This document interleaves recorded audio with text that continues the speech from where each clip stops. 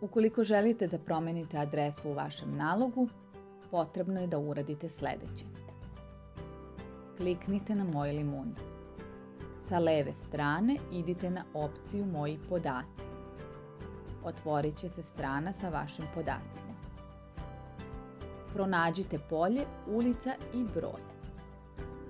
Izbrišite staru i unesite novu adresu. Važno je da upišete i ulicu i broj.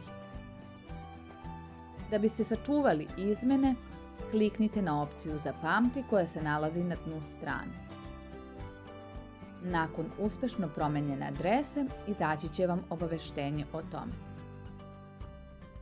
Na sličan način se vrši izmena broja mobilnog telefona ili e-mail adrese u vašem nalogu.